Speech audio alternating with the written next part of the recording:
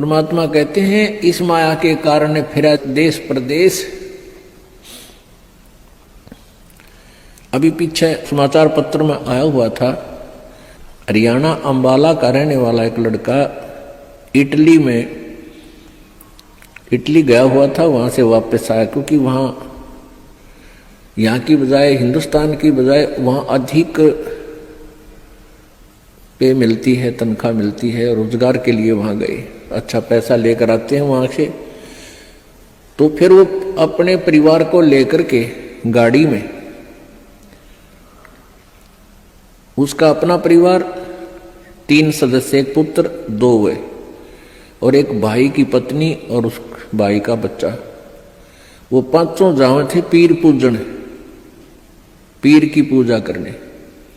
और उस पेपर में लिखा, समाचार पत्र में लिखा हुआ था कि वो एकदम इतनी ऊंचाई से गुजर रहे थे कि वहां से गाड़ी पलट गई और 50 फुट नीचे तालाब में गिर गई। वो 5 मर गए। पुण्यात्माओं, हम भूल जाते हैं कि ये घटना उसके साथ घटेगी, हमारे साथ नहीं घटेगी। हमारे साथ ऐसी नहीं घटेगी तो कोई और तरह की घट जाएगी। यानी काल ने तो हमारे को यहां से जो उसने समय निर्धारित किया उसी दिन उठा लेना है।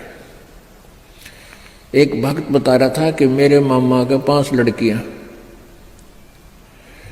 और मेरी मामी भात न्योतन जावे थी, 3 लड़कियों की शादी इकट्ठी।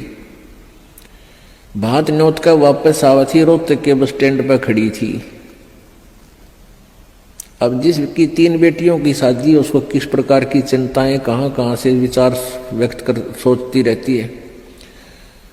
बस स्टैंड पर खड़ी थी बस की इंतजार में, और एक बस बैक होकर अपने स्थान पर लगे थी, वह थोड़ी सी टेढ़ी होगी। पीछे एक पोल खड़े थे, पुराने बस स्टैंड की बात है। पोल उस खंबे बीच और बस बीच आ गई एकदम। उसने उसको जानने को नहीं, तू कहाँ खड़ी है, गाड़ी आन लग रही है तेरे बैक में, आगे। आध घंटे में वही तड़प कर मर गई। पुण्यात्माओं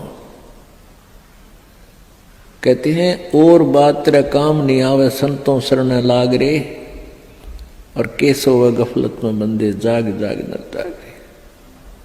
इस तन सराय में जीव मुसाफिर करता रहे दिमाग रे, इस तन रूपी शरीर में, तन रूपी सराय में ये प्राणी ना जाने के सोच उठाए रहता है, ध्यान रखता और तरह की बातों में विचार रखता है। और रात बसेरा कर ले डेरा, तू चले सवेरा त्याग रे। हमारा जो शरीर है, अब इस सराय रूपी शरीर में हम सारी एक रात काटने के लिए विराजमान है, और सवेरा उस समय होगा जब आपकी मृत्यु हो जाएगी, फिर सुबह हो जाएगी, फिर चलो चलो होगा यहां से। तो इस पूरे जीवन को एक रात्रि बताया है और मृत्यु को आपकी सवेरा बताया है। इन सब बातों को याद करके आप जी ने परमात्मा में रुचि बढ़ानी है। कबीर परमेश्वर जी यही बताने के लिए आए थे, और इस सच्चाई से परिचित होकर ही हम भगवान से डरेंगे और भक्ति करेंगे, बुराइयों से भी बचेंगे।